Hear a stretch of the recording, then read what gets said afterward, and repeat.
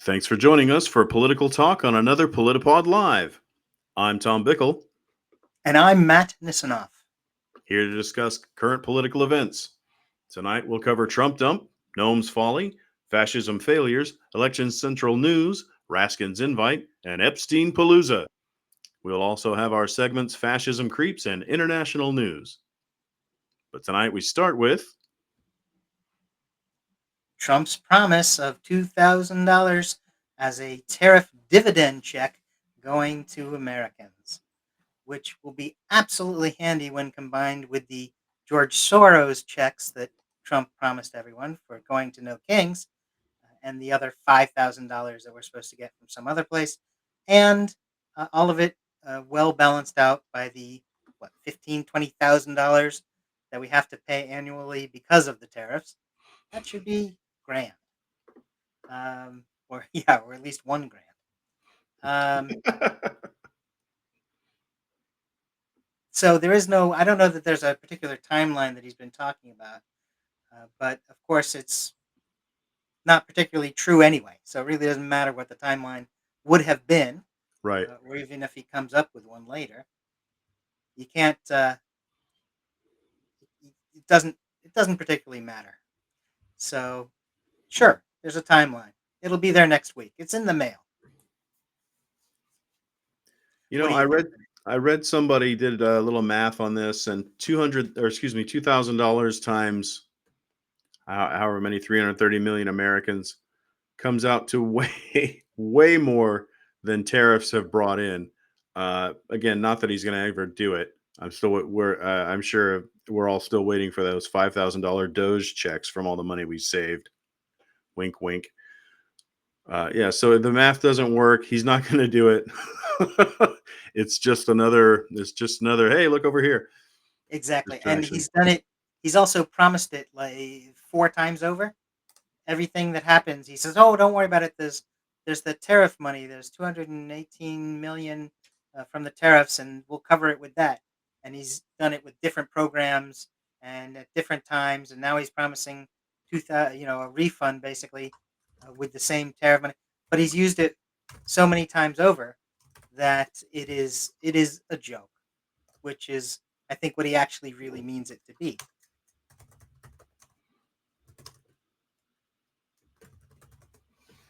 Yeah, absolutely. So it's just one more fairy tale, uh, just to grab headlines and take the heat off of stuff that isn't going so well. Too true. And speaking of things that are not going particularly well, the firm that Christy Nome secretly got 220 million, maybe that's going to be promised to us too. Maybe that can be made into refunds for everybody from the money that she secretly got. But what do you know about the Christy Nome scandal? Well, just what just what I read in the papers.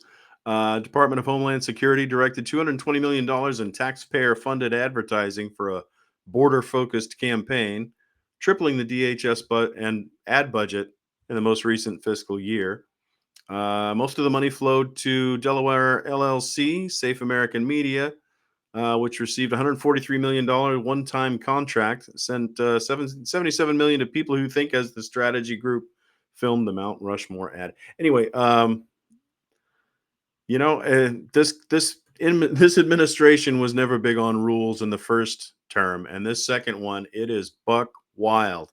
We're blowing the doors off. Everything must go. We'll be peeling layers of corruption back from this administration for years to come, and we'll only get to it through testimony. And I look To forward the to that day. Exactly, and to the tunes of millions of dollars, hundreds I of millions mean, of dollars. yeah, I gotta go with the B word, billions. There you Uh, go. I mean, from crypto to just what we gave to Argentina, and it's out of control.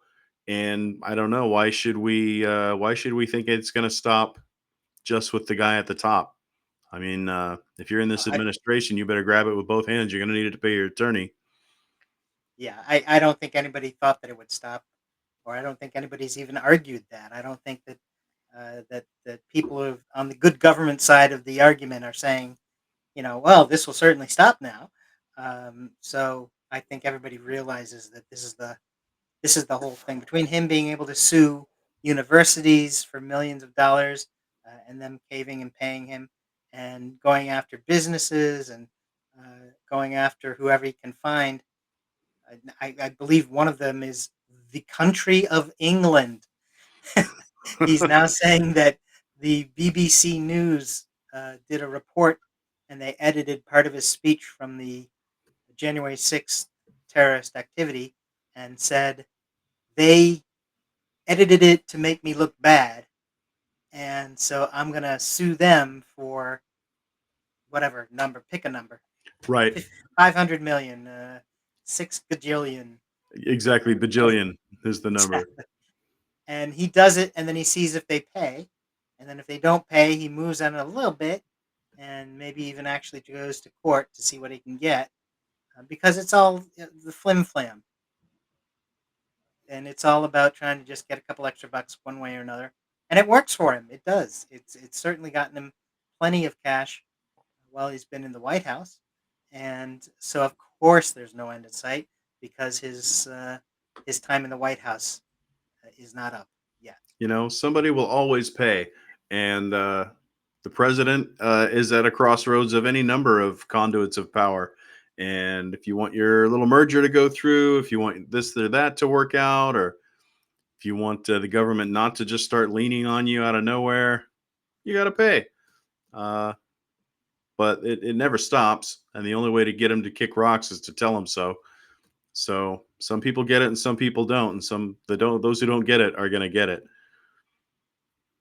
We'll see what happens next and who's next. That's certainly true. And that kind of is a form of fascism that we haven't seen in American history, not that I can think of. And yet, with him in office, that fascism creeps on. And don't we know it? The Trump extravaganza, including the Border Patrol arrests of 130 in a 48-hour period for the Charlotte immigration operation. That was just another example, and that's from that particular group of people. I mean, he's going into cities with ICE and going after criminal immigrants, which means for him anybody who's not white. So he arrests people. The ICE runs out and arrests the 3,000 people a day that they need to because that's their quota. They were told they have to arrest 3,000 people a day. So they do it.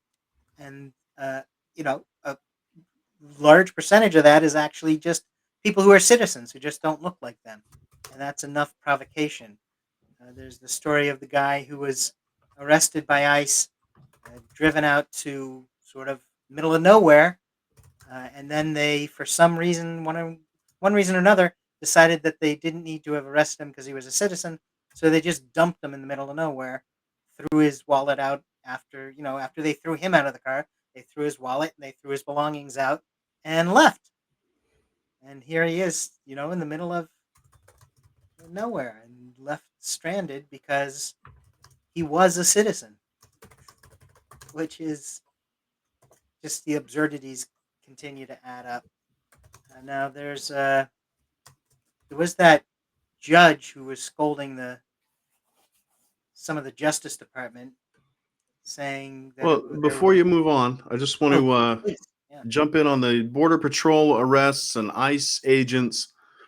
Um, First of all, I've take it as a given that these ICE agents are just a bunch of proud boys and 3 percenters or whatever they're called, uh, who decided to get jobs and shove people around with a gun.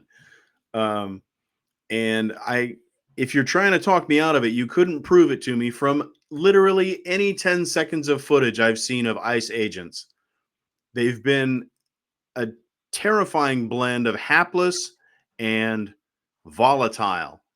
They're likely to kill somebody by accident more likely than any other part of the job is just by them dropping some idiot picking his nose with his gun or dropping it.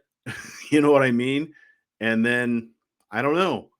It's just they seem to be a glass cannon, just a hand grenade pulling its own pin. And and and we've seen that. We saw videos of the guy who was wrestling with a guy and dropped his gun, yeah, and people were recording it. So he picked up his gun and he pointed it right at him. He yeah. pointed at the people who were watching. And we're seeing a And lot of people do that. And that just goes to show they've had no training. I can't prove that last weekend they were drinking a cold Coors Light and declaring themselves Proud Boys on some, street corner or a ranch somewhere. I don't know that they're Proud Boys, but they seem to act like just some schmuck you gave a gun and said, "Get out there and be tough, little fella." And he's doing my duty with no training, no understanding of what he's doing. I don't. I think in time, journalism they'll investigate somehow. Either they'll infiltrate, or crack somebody to talk and get the inside scoop. Um, but I can't imagine where else they would get these people and have them be this stupid. well, Um, and you're giving him a gun. You're giving him, as you said, they get a gun. They get a tack vest. They get cool little masks they can wear in many states, so that they can cover themselves up while they're doing this stuff, so they don't have to pay a price for it. And you let them go, and they get to be the big tough guy, big guy on what was it, big man on campus that's right. was what they called them at one point. And so they get to swagger around. They get to pull out the bear spray and spray protesters who are unarmed in the face. We saw that video just yesterday. Um, and then there's, as well, the sort of silly moments where there's 50 of them walking across the street going somewhere, and a guy on a bicycle says, you know, fuck Trump, and they say, go get him. And the guy on the bike's able to weave around and twist around through him and get back on the main road, and out he goes. So there's that Keystone Cop element that you mentioned Absolutely. as well. Yeah, And they keep it ridiculous, but again, it's a monkey with a handgun. It's funny until something bad happens, and when it goes bad, it's going to go real bad.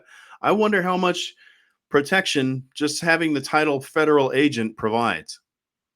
I wouldn't. I don't know. I mean, it'll get you fucking. Excuse me. It'll get you shot. I'm pretty sure of that it'll get you shot. Um, but in the scheme of things, are these people going to pay a price? Are we even ever going to know who they were? If someone shoves you down and breaks your arm, and you have to learn to write with your other hand or something, are you going to know who did that to you? Are you going to be able to exact any accountability? I just don't know.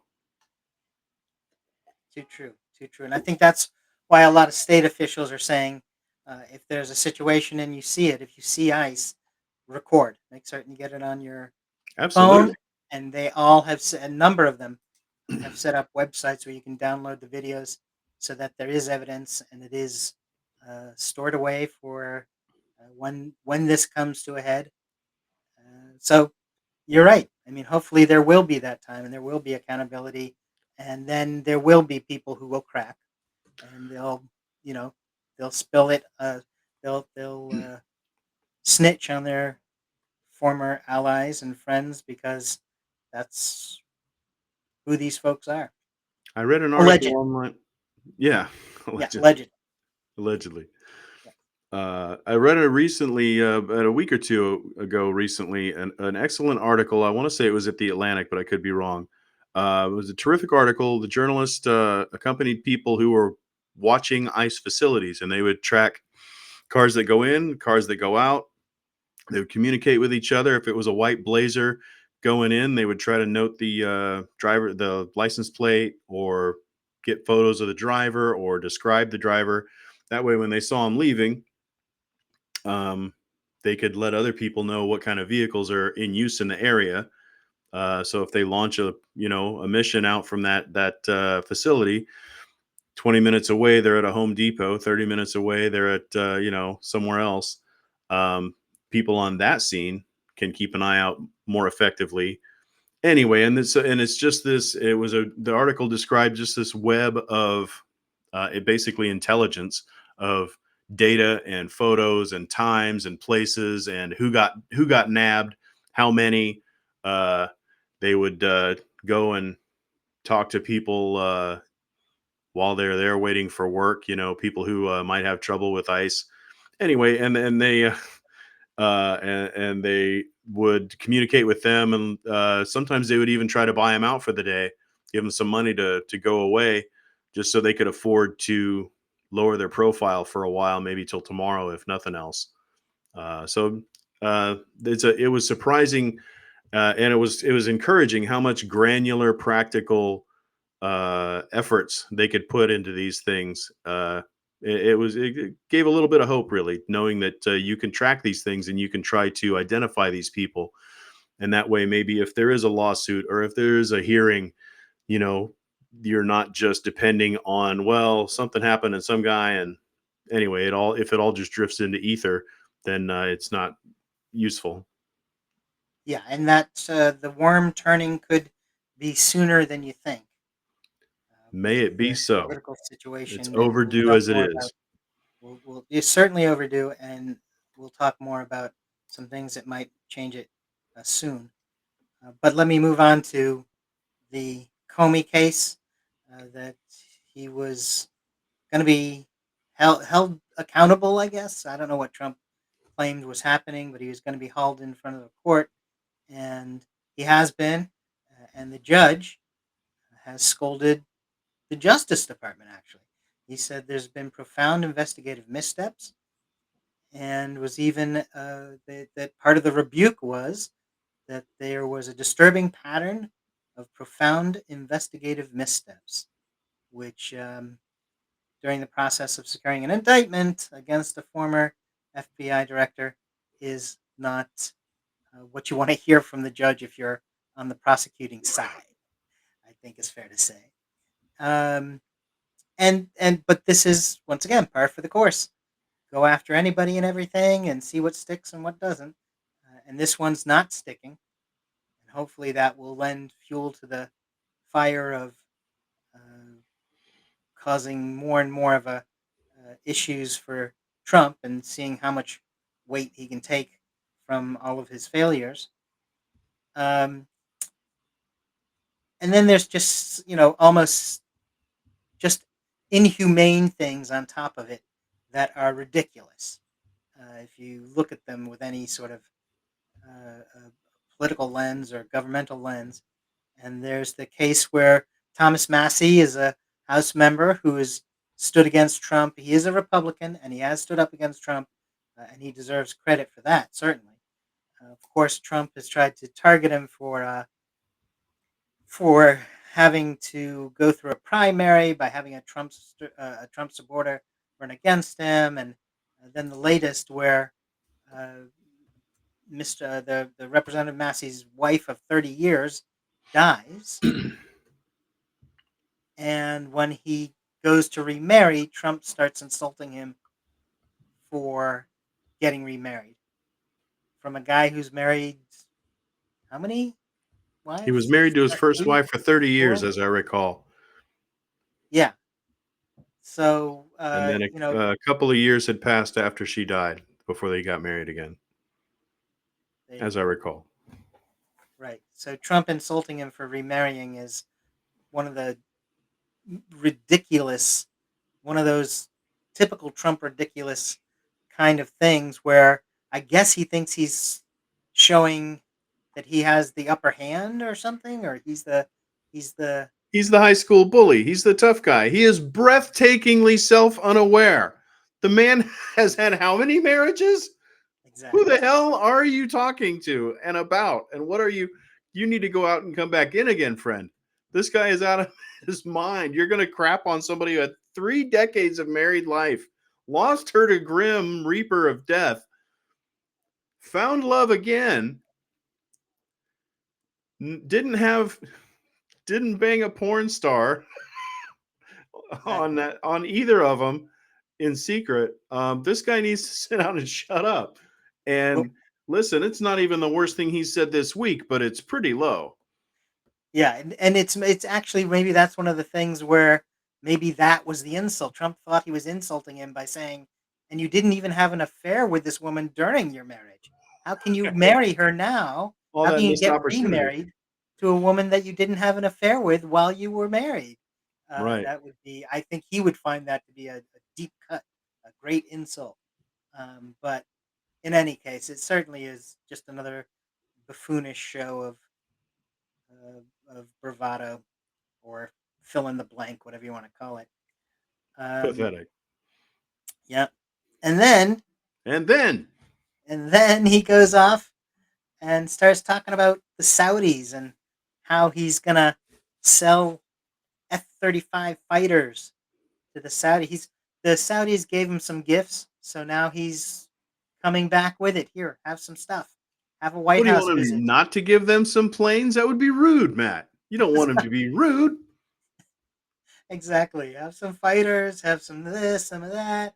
You know, for a guy who, for an administration who absolutely went bozo over Zelensky coming to the White House when he didn't have a suit on.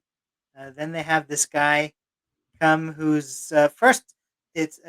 Most recently it's the Saudi Arabian leader in the Arab garb of Right. Drapes and sort bed of, sheets. Got it. yeah, sheets, and then before that, the president of Syria, who was a former terrorist, we designated him a terrorist, and Trump talks about how he's going to, how horrible terrorists are, and how Yeah. horrible Arabs are, and how horrible this is, and how he's hosting the Syrian Have you president. met my new And friend? yeah, exactly. So, How and he was listen, if you're a Trumper, if you're one of the hoi polloi on his base, how does this strike you? He's rubbing elbows with these, I don't feel that way, but they have kind of a reputation for feeling a certain way about a certain color of people and a certain not of this shore. And here he is, just, oh, thank you for the gold bar, and come on in, and you know hang around, and let me defend you from this terrible rude journalist while you're here. How does his base let that slide? There's nothing they won't swallow, I guess.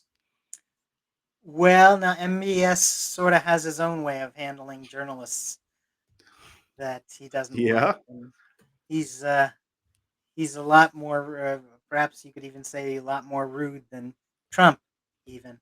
Um, and Yep. then, but that got into it too because Trump defended him over the murder of the journalist Khashoggi from the Washington Post, who was hacksawed to death at the embassy, the Saudi embassy in Turkey, and here's Trump saying, "Oh no, nothing happened. He didn't have anything to do with it. Don't know anything about it." And it's that sort of, once again, that sort of, he's my friend, so he can't possibly have done anything wrong, and anything you say he did wrong, you're wrong because you're really the one who's wrong, and this is all okay, and there's nothing to see here. Um, that's his calling card, so he's gonna stick with it, I guess. Although, no, anything else about MBS before we move on?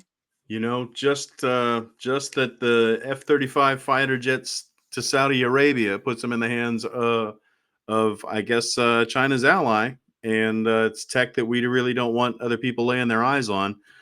It's just another foundational property that this country is getting kicked out from under it. I don't know how many of those we can afford to lose. Excellent, excellent point. And that's not even going into allowing air bases in, where was it, Montana? I think it was that the Idaho, Qatari. I same thing. apologize to Montana, uh, Idaho, an air base for the Qatari government. You know, what else can he do? It's we'll have to see. We'll have to tune in next week because there's sure to be something. But it's just any other time, any other place, everybody would be absolutely outraged. Supporters, you know, for or against, they would just be outraged with this kind of thing.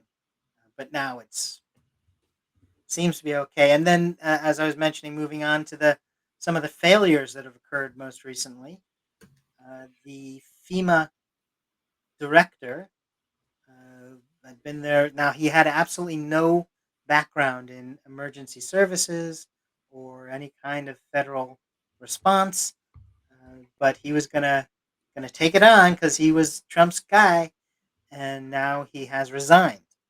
So there's actually that's a bit of good news.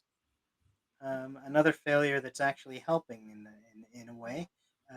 He became the head of FEMA after Christy Nome. Back to Christy Nome. She's the one who ousted his predecessor, Cameron Hamilton. And during his first meeting, the new guy, Richardson, told his employees, "Don't get in my way because I will run right over you." Yeah, so now he can say it on the way to the exit because he's resigned and he's That out is the door. way out. Yep. And so, what do you think? I mean, it's fantastic. They put sounds like they put a total rube, unqualified person in a very mission critical, you know, seat of power. This isn't somebody who just pushes pieces around around a chessboard and just kind of diddles. Anyway, he does. These are people who save lives or don't, Yeah, this, for and instance, they're the not doing flood. great. They're not doing great on this front. And if it sounds like they had somebody in way over his head, and now he's out over his ass, and I'm fine with it. Yeah, and as you were saying, this is not just about filling out reports and talking about stuff. This is emergency response. The floods in Texas, and this guy blew it. So he's out for a reason, a very good reason, but fortunately he is out, and that's the important part because this is even regardless of where you are in the United States, you do need to be able to rely on an emergency response from the government when there's something as serious as floods or earthquakes or mudslides or forest fires or the list goes on. Um, and Or speaking of floods, actually, like floods in Texas, like floods like that overrun a children's camp or whatever that was in Texas. Yeah, you can't yeah, have incompetent people in that. I hate to say this to the new administration. I'm sure they'll get their legs under them yet, but you can't just have idiots in charge of mission critical. It's all going to go bad. Pete Hegseth is going to go bad. It's all going to go bad if we don't get some competent people in there. too true, too true, and it's literally life and death, but not from just talking or just moving troops around, but this is stuff where people are getting killed, civilians are getting killed because of situations beyond our control, and we need to have a federal government that can respond to it. And speaking of, we earlier we touched on sort of insults and stupid little extra things that are happening, and recently on a Air Force One trip, apparently, a journalist asked about the Epstein files and they're being released, which depending on the hour of the day, Trump has said that he wants done, and then they don't exist, and then he does know, but it's all Democrats that are in it, so he's going to release it, but he can't release it because it's a secret document that he can't release, and there's nothing in it anyway. And then I think the latest this part of this week, maybe that he was going to release it anyway. So it's okay that Congress moved to do it through a procedural maneuver to get around the speaker, who was stalling and trying to prevent it.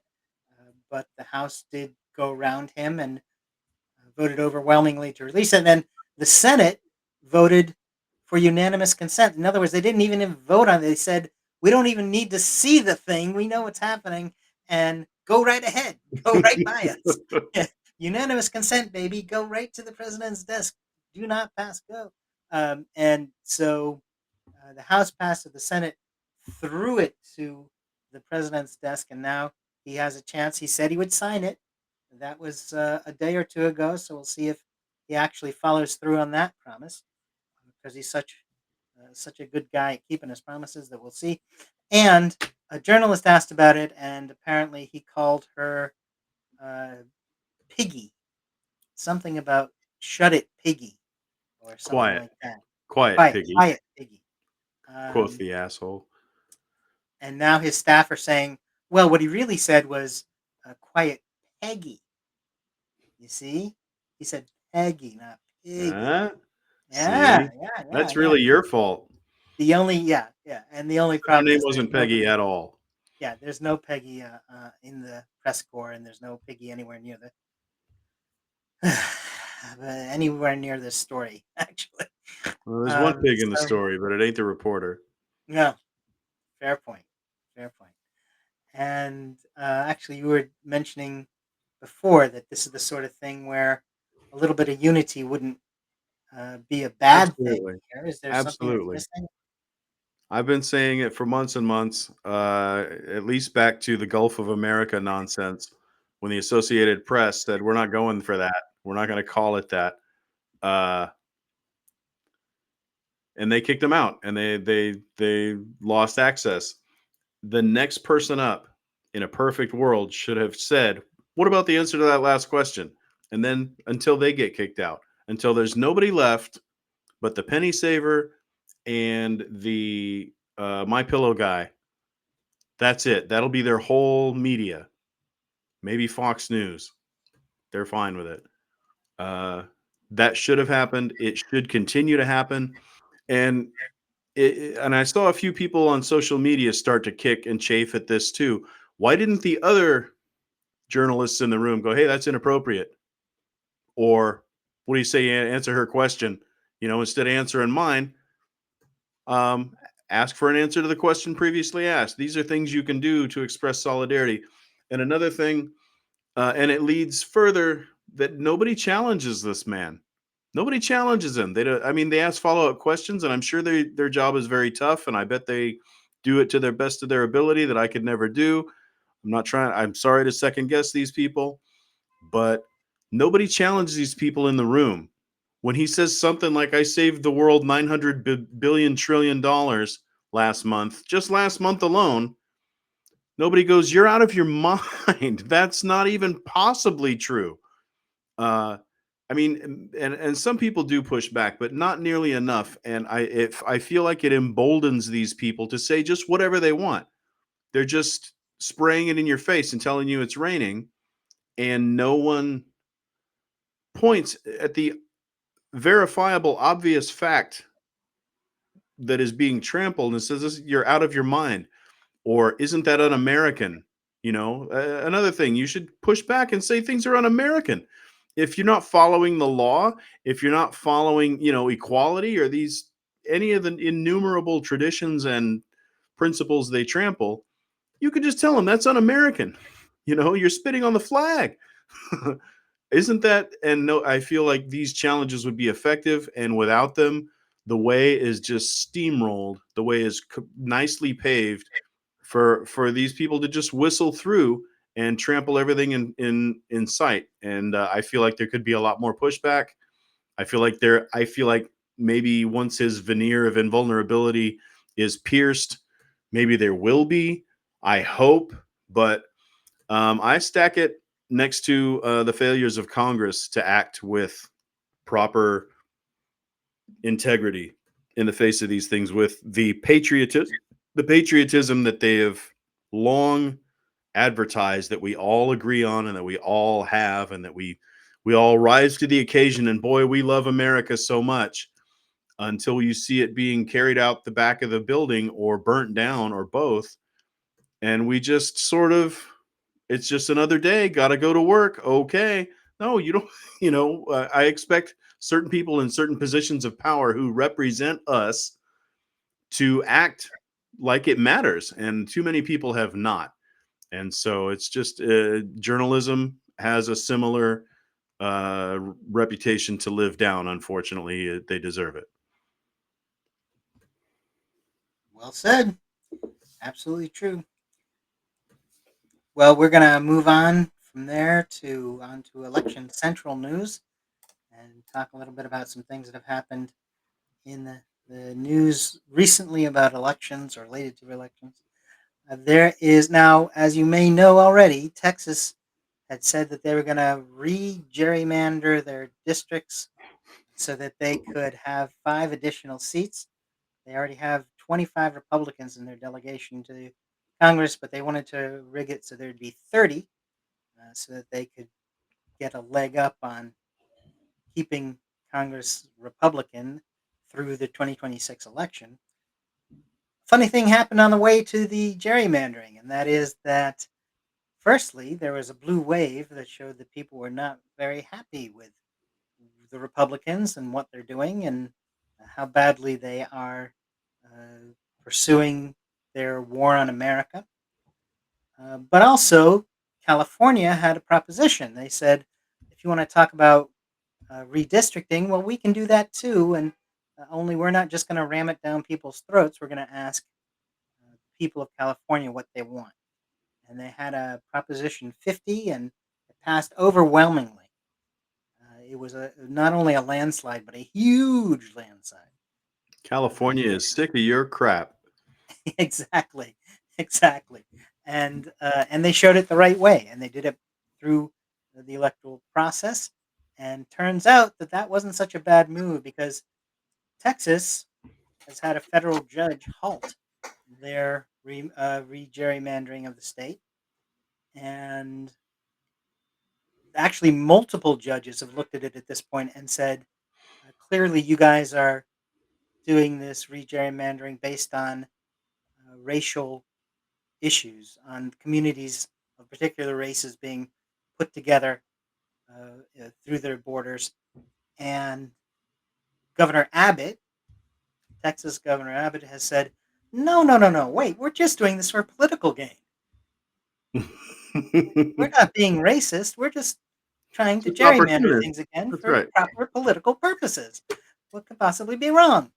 And the reason, in part, he's doing that, one is because he's a horrible person, allegedly.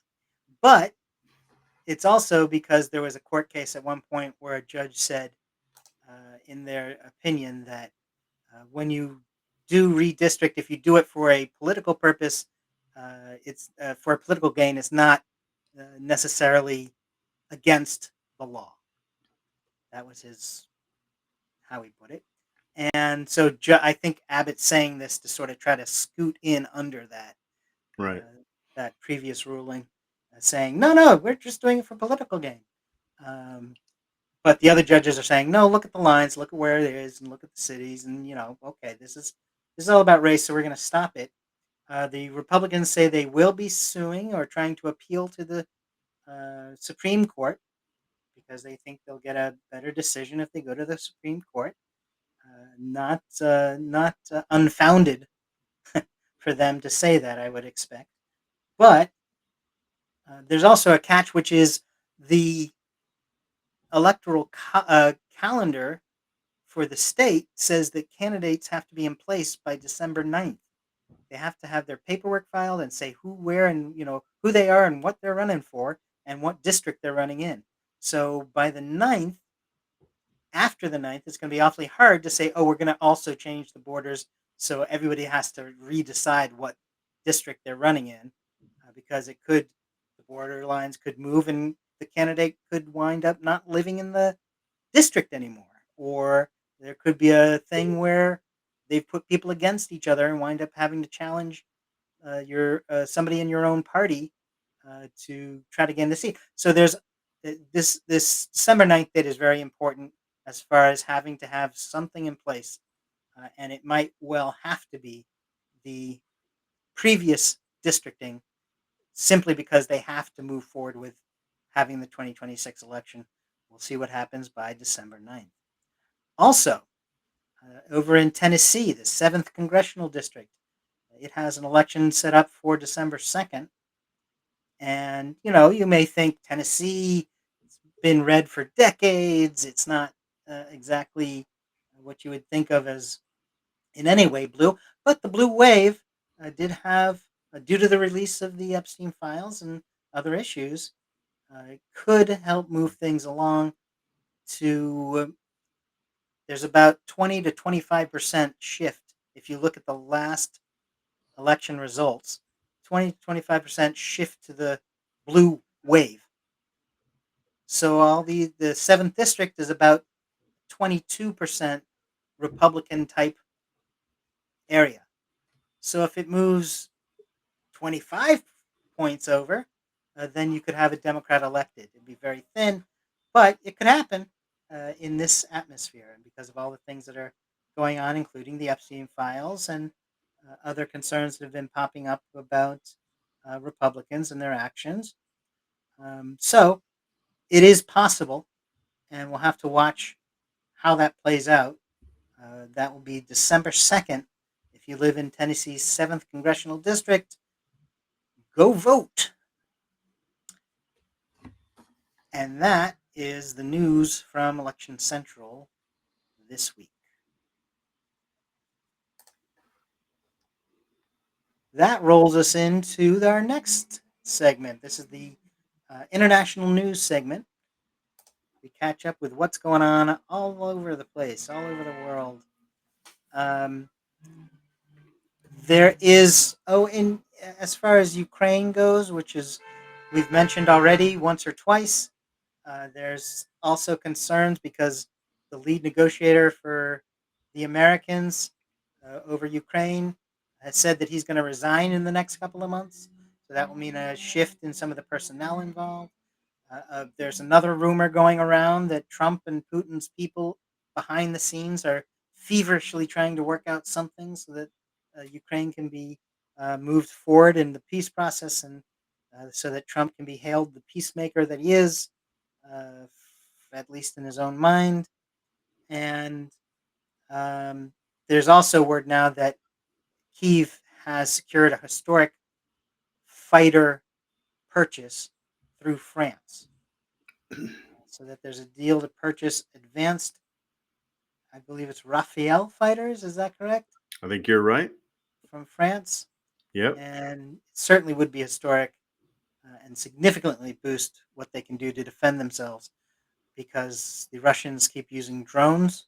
So a fighter, having fighters in the air would certainly help make things a lot. Would provide a level of defense that right now they don't have, and they have certainly been taking a beating recently from the Russian drones. So there's some good news. Anything on Kiev before we move on?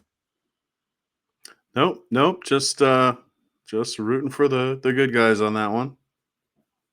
Too true. I will say something. It seems they've got.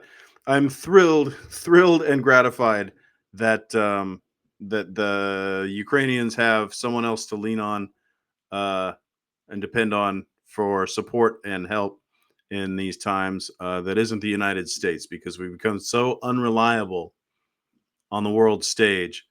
We don't even recognize us anymore. I can't imagine what other countries are going through, and to have I feel like we Biden, uh, from what I could tell, was a pretty good friend to Ukraine. He also roped in Europe and made sure that there was a coalition there.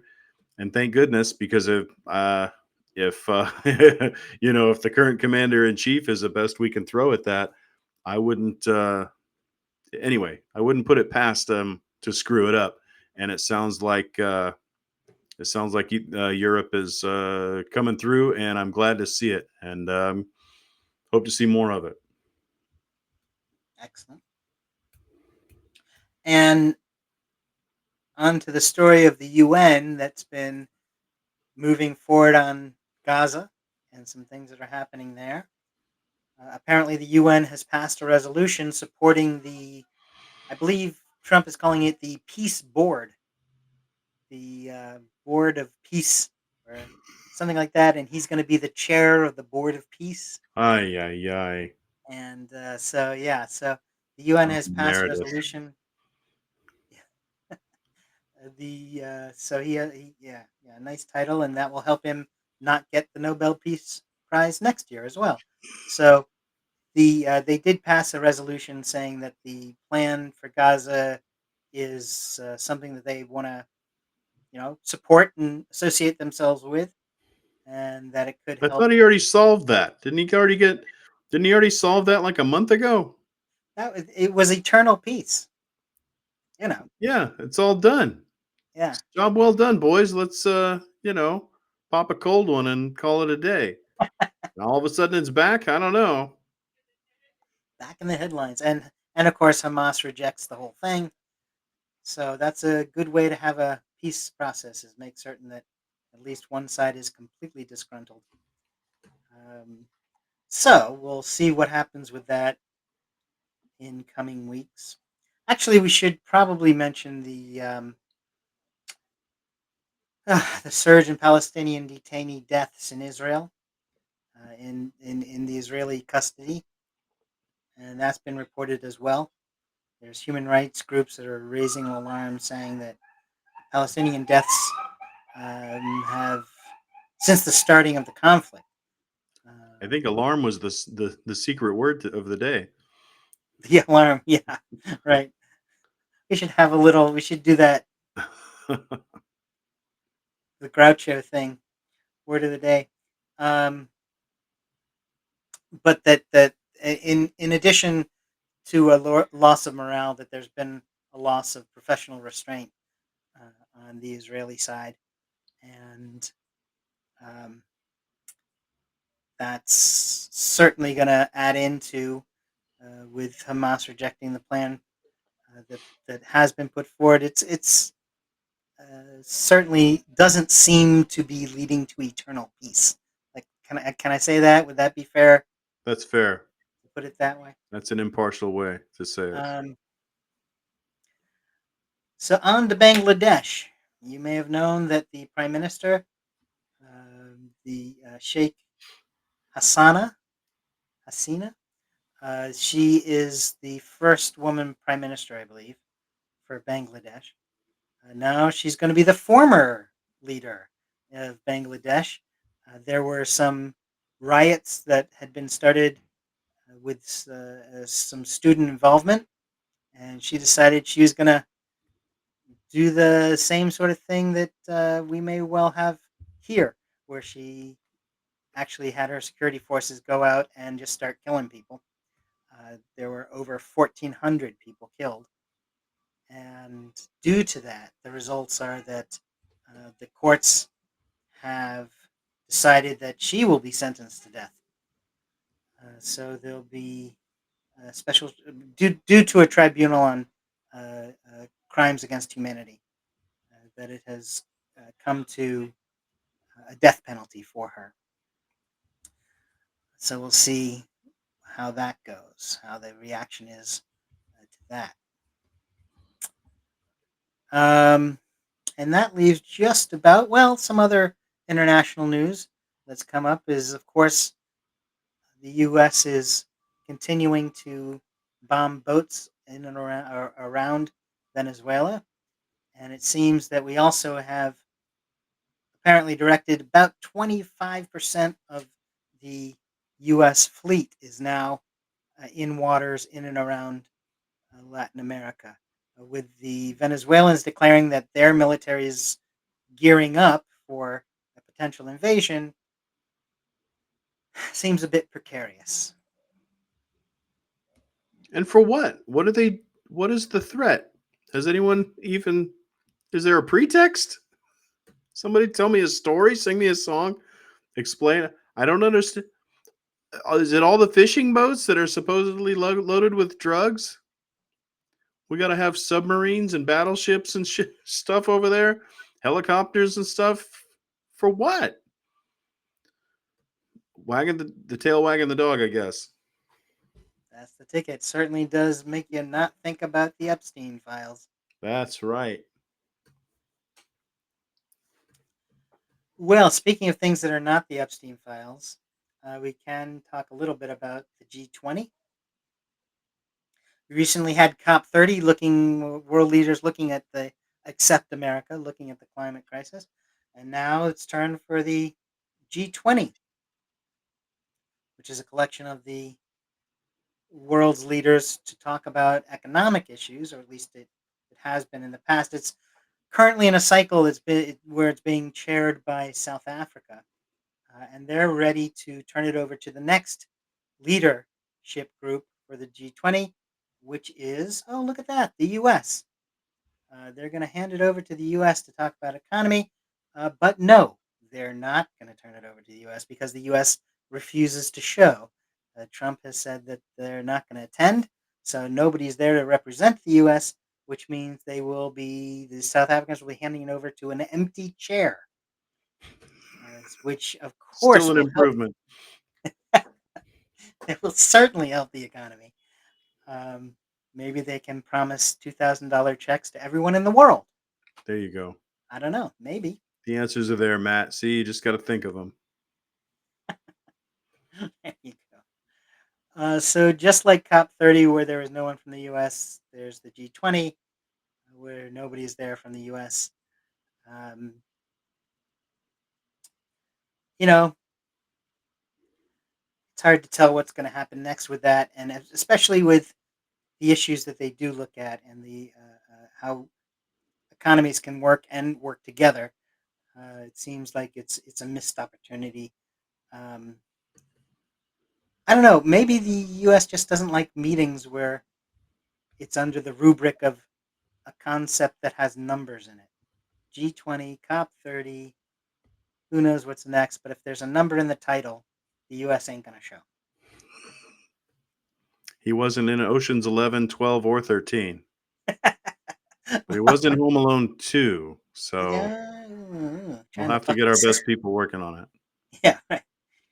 Um, he claims that it's because of South Africa's abuse of human rights against Afrikaners, white, wealthy South Africans, which I don't think has happened in a couple of decades.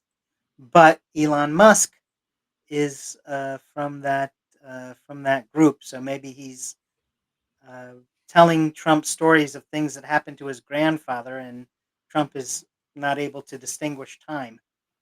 Well, he never met a pretext he couldn't exploit either. Too true. Um, so a little bit of a delusion of persecution, and maybe it's helping to repair the relationship between Trump and Musk. In any case, they're planning. The South Africans are planning to have the meetings. They're going to continue, and apparently, other nations are showing up too. So they're not taking the U.S. lead of blowing it off, and the UK is going to show. So they can. Maybe there's a chance that something will actually happen of meaning at the COP20. We'll see how it plays out. That's right. Anything else about G20 before we move on? No, you've tapped all my resources. Okay, very good. Um, and there's everyone has heard, I think, now about Marjorie Taylor Greene and her having her bringing up issues that would not, from what she said in the past, you wouldn't have expected her to take certain positions, and she seems to be taking a lot of positions um, that are contrary to Trump, which has upset him. He's called her a traitor and has called her all sorts of names and made all sorts of comments about her. And she has turned and said, look, it's time to end toxic politics. And so she thinks that the things he's saying could put her in her safety in jeopardy. And so she's saying so. And she was one of the handful of votes from Republicans that helped get the Epstein files released. So credit where credit's due. You gotta you gotta give her that one. Apparently, she's even retracted the Jewish space laser stuff, kinda, sorta, For almost. now. Yeah, something to do with it, or but but she is saying, that she wants to be part of the change that uh, brings about an end to toxic politics. So if she pursues what she says, that's pretty impressive, especially from Yeah, well, somebody who was so fervently for toxic politics in every single thing she did for years. So go ahead. I wouldn't count your conversions before they're hatched.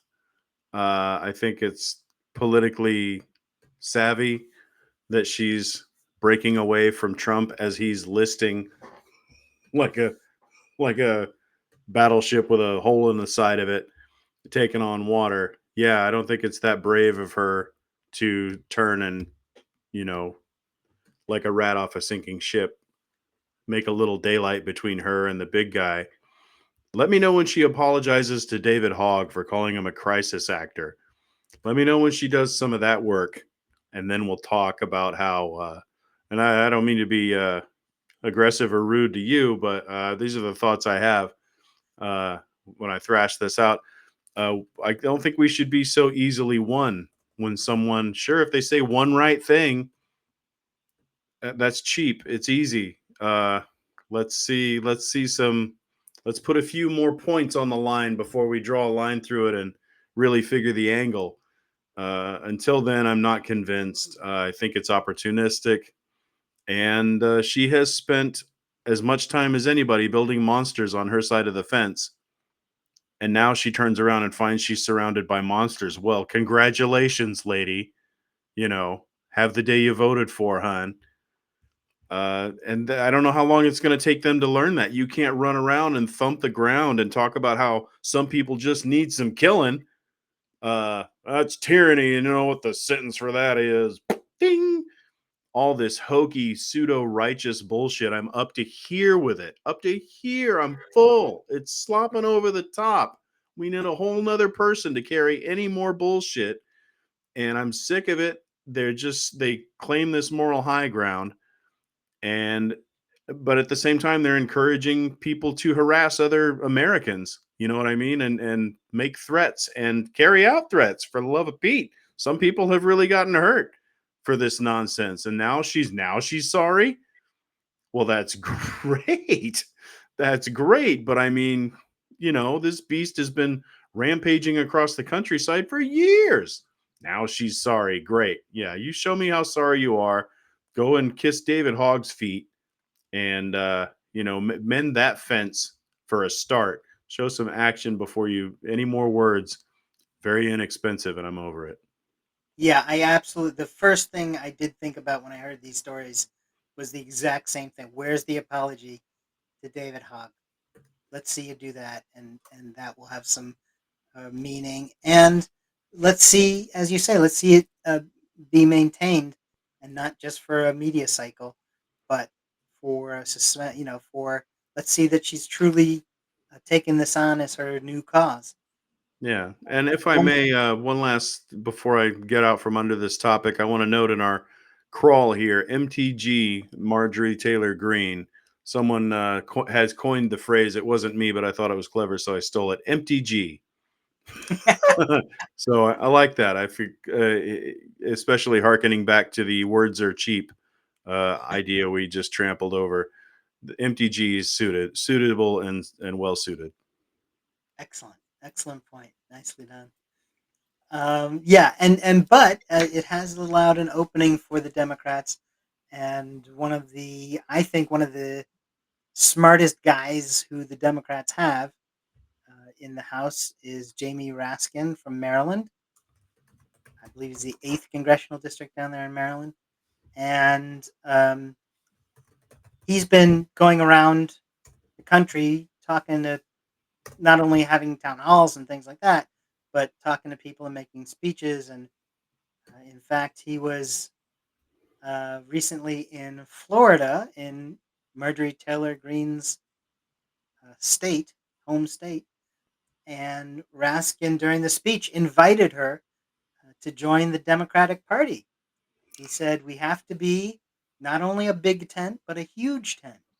And to do that, that means we have to welcome people who have various ideas and various thoughts.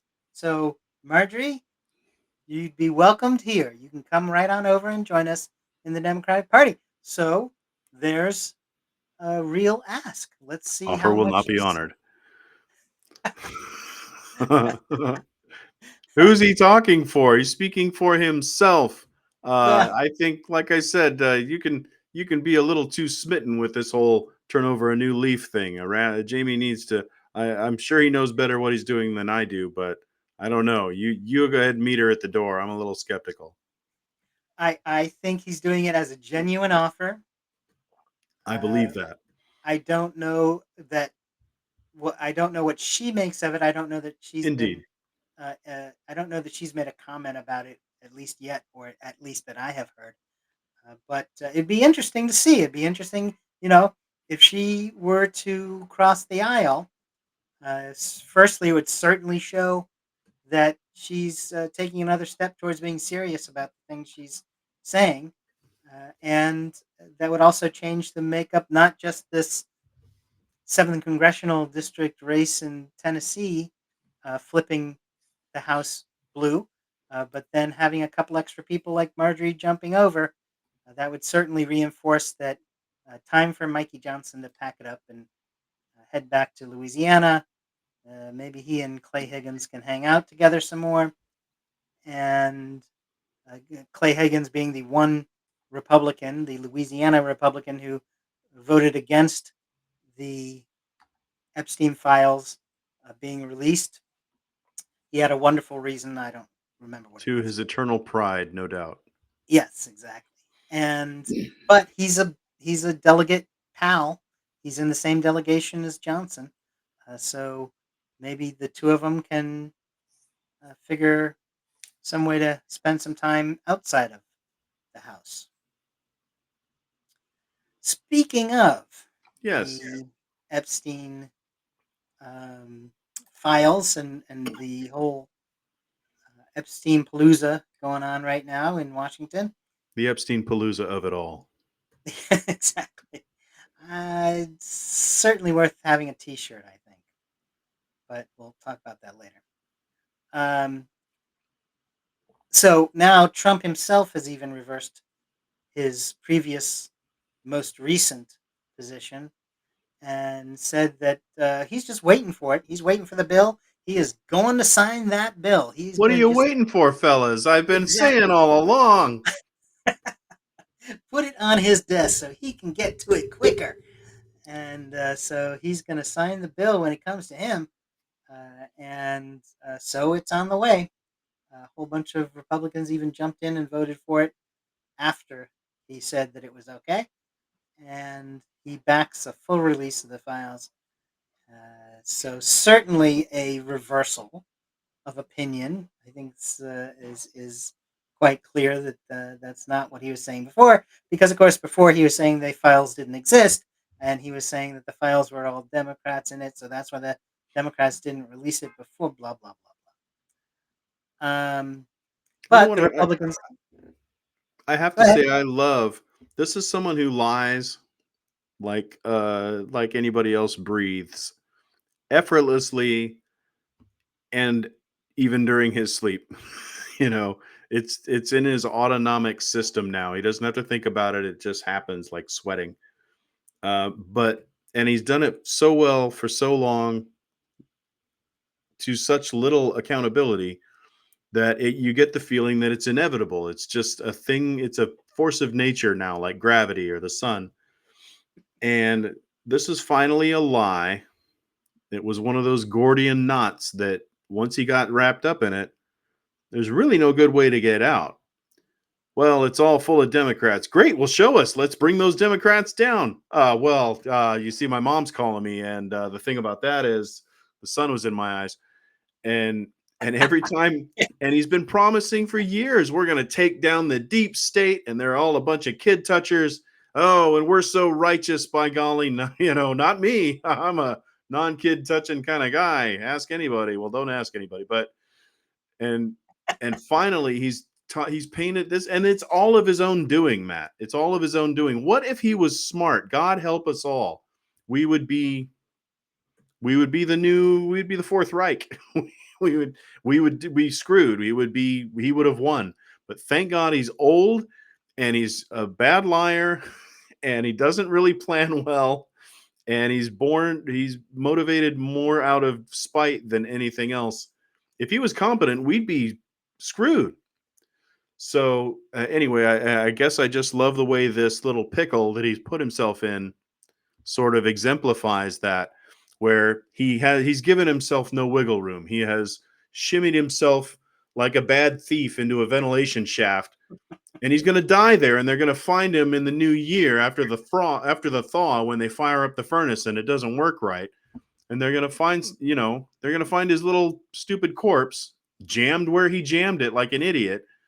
And I just love that about this Epstein thing. Everywhere he moves, it cuts him, and it's just I'm here for it. I'm so here for it. It's at long last, Schadenfreude achieved. Well, right, right. His Epstein files are the Epstein files from Canada. You don't know them. You don't need to see them. Um, so yeah, there is that, and he's constantly and almost always, as you say, it's a pattern. He always winds up taking both sides of every position, so that later on, no matter what the outcome, he can always say he was on the right side all along He was all about because it he the whole said, time. no, Why didn't you exactly. just listen to him? Exactly. So here we go, and so it was the great hope that the MAGA troops put everything in their, all the arrows in the same quiver of the pedophile ring that was just around the corner and that there was going to get cleaned up and all that kind of thing, and it was him all along. So I've got the files. No, I don't. I've got the files. No, I don't. We're going to prosecute everybody. There's no prosecutable crimes in yeah, here. You don't need to see it. Okay, we're going to prosecute everybody. He's exactly. just, It was on it's perfect. It was on Pam Bondi's desk. Oh, it doesn't really exist. Oh, Right. it's all Democrats. Oh, now, yeah, sure, release it. We believe in it. There's it's so we're gonna show what's in it. Oh, yeah, that's right. They've hired scores of people to go over the documents prior to them being released, who are feverishly working on them. And hey, oh, look at that! Those thousand references to Trump. Where'd they go? I don't know. They're all gone now. We'll see what happens. And so, But, yeah, go ahead. well, I just want to pick your brain and see if you have like maybe a prediction of just how this file release is going to go. Well, Uh, I mean, here's here's here's what I have I? think. Go ahead. Yeah. So here's what I think. I think what's going to happen is um, they're going to have a live TV broadcast from Pam Bondi's office. There will be fireworks and streams of uh, pyrotechnics in front of her desk. They will have maybe some dancers, and they're going to release something that says um, it will be heavily redacted in about 1,000 places, but in about every other place that they could find that wasn't his name will be unredacted. So we'll be able to see some names. Larry Summers has already quit up at least one of his jobs up there at Harvard because he's in the emails that aren't even officially a part of the files that have been released prior to the bill being signed or prior to the bill moving out of the House were embarrassing enough to get people to start dropping like flies. So there'll be a bunch of people who will probably quit. With Trump, it's always a reflected thing where he has other people suffer, and that's what will happen. There are people who deserve it because of what they've done. This is not, altruistic suffering. But there'll be a bunch of names that are unredacted, and they'll have to pay a price, and they should, because the horrible, disgusting thing that they've done, and illegal, and worth being punished for.